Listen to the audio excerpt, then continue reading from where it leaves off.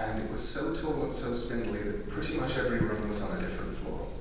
And this was a problem. And it was only a problem because I had a 2-year-old son and he had a tricycle. And we didn't have a garden. So every day I would take the 2-year-old son and his tricycle down flight of stair after flight of stair, take him out across the lane and park him in the graveyard on the road.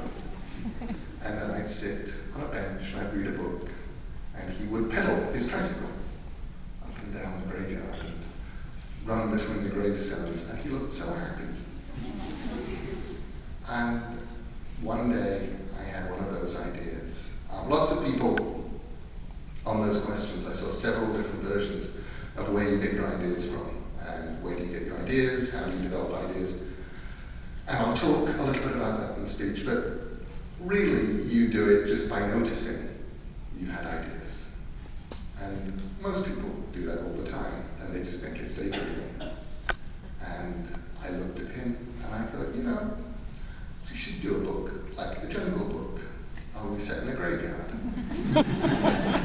And instead of it being about a kid who wanders into the jungle and is brought up by wild animals and taught the things that wild animals know, it will be about a kid who wanders into a graveyard and is brought up by dead people and taught the things that dead people know.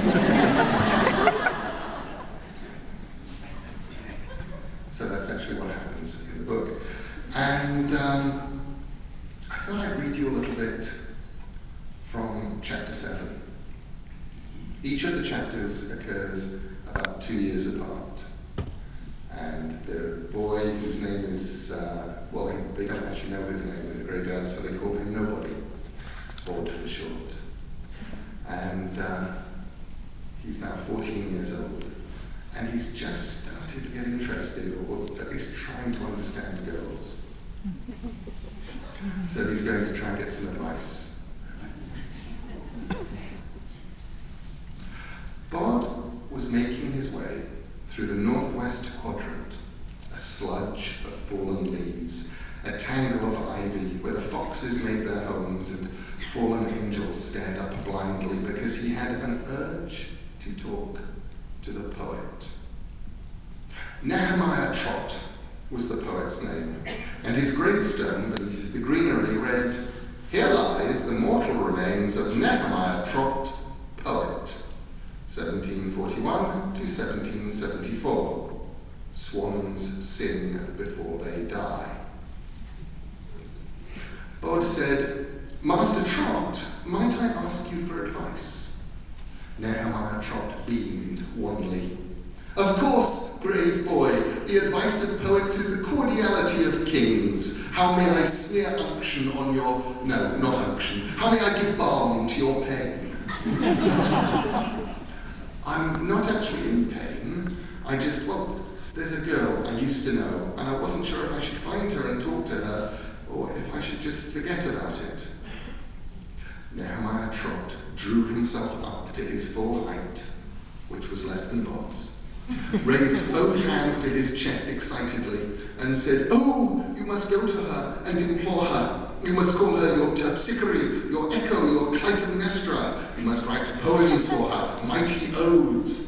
I shall help you write them. And thus, and only thus, shall you win your true love's heart." "I don't actually need to win her heart. She's not my true love," said Bod, "just someone I'd like to talk to."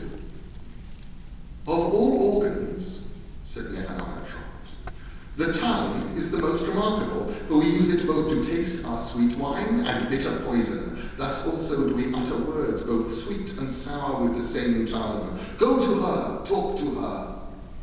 I shouldn't." "You should, sir. You must. I shall write about it when the battle's lost and won."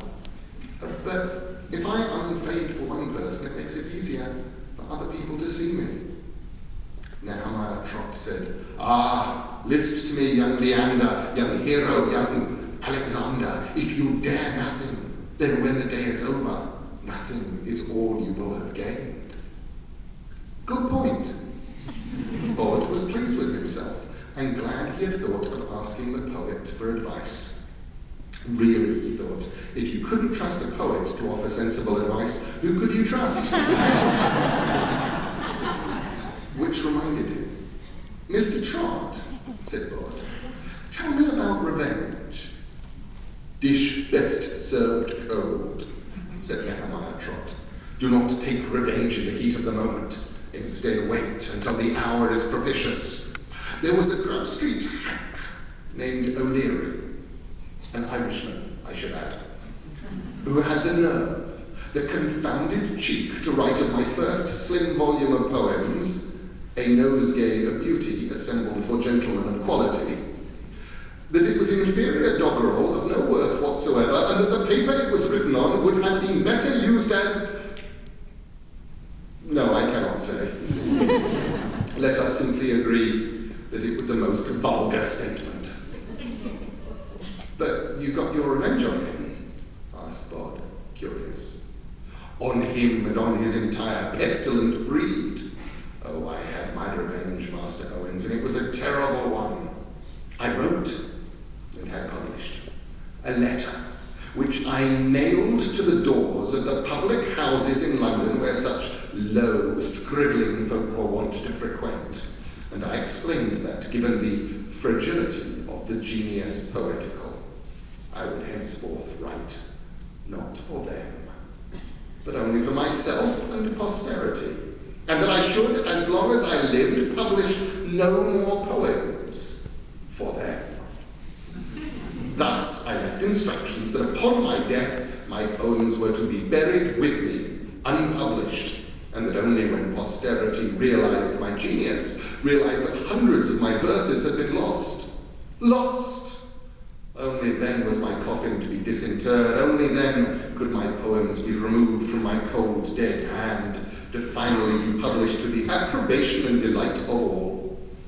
It is a terrible thing to be ahead of your time.